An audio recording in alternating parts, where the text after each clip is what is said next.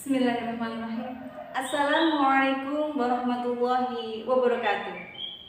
Pemirsa yang dirahmati Allah, berjumpa lagi dengan saya. Pada tayangan kali ini saya akan membahas tentang dampak negatif melakukan hubungan intim ketika perempuan dalam kondisi haid. Namun terlebih dahulu saya mohon maaf apabila nanti ada beberapa hal yang terdengar agak vulgar. Namun karena ini terkait dengan ilmu maka akan tetap saya sampaikan. Ketika kita membahas tentang suatu hal yang agak vulgar, saya jadi ingat dengan seorang ashabiah yang bernama Ummu Sulaim. Beliau mendatangi Rasulullah Muhammad SAW ingin menanyakan tentang air mani perempuan. Kemudian beliau berkata, "Ya Rasulullah, saya ini seorang wanita yang sangat pemalu. Namun saya tidak malu. Dan Allah pun tidak akan malu ketika kita bertanya tentang ilmu." Pemirsa, karena ini terkait dengan ilmu, maka saya mohon nanti apa yang saya sampaikan tidak dianggap sebagai suatu hal yang tabu. Baiklah, haid atau menstruasi merupakan proses peluruhan dinding rahim. Sel telur akan luruh atau hancur ketika tidak dibuai. Peluruhan tersebut dalam bentuk darah haid yang keluar melalui jalur lahir. Perempuan ketika tidak haid maka mulut rahim akan tertutup. Namun ketika dia haid maka mulut rahim akan terbuka dengan sendirinya. Pada mulut rahim terdapat lendir yang berfungsi sebagai pertahanan terhadap infeksi.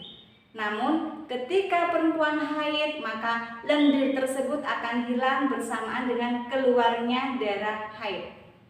Selain itu, ketika perempuan haid, pH atau tingkat keasaman di area organ intim perempuan ini akan meningkat. Dan peningkatan pH ini akan mengakibatkan di area organ intim perempuan ini akan semakin lembab atau basah.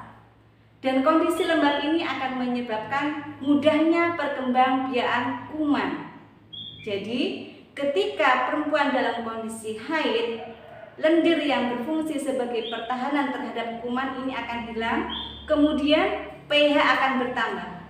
Ketika dalam kondisi tersebut dia melakukan hubungan intim, maka ini sangat riskan, sangat berbahaya baik bagi sang perempuan maupun bagi pihak laki-laki.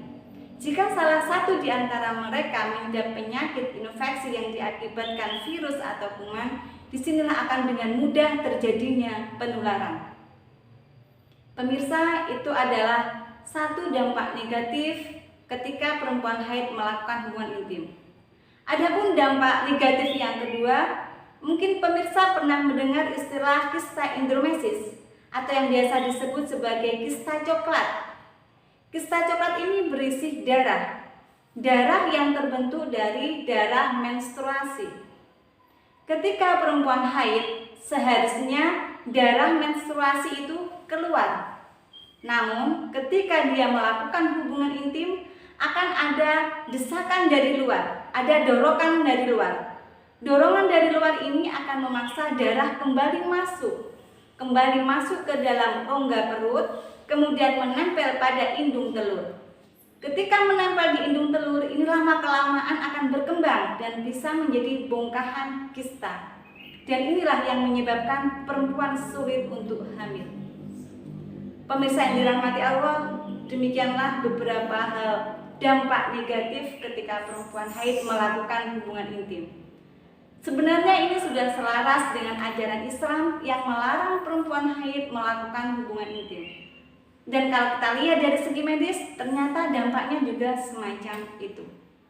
Pemirsa yang dirahmati Allah, demikianlah informasi yang saya sampaikan. Mudah-mudahan menambah wawasan kita dan bermanfaat. Apabila ada kurang lebihnya, saya mohon maaf. Akhir kalam, wassalamualaikum warahmatullahi wabarakatuh.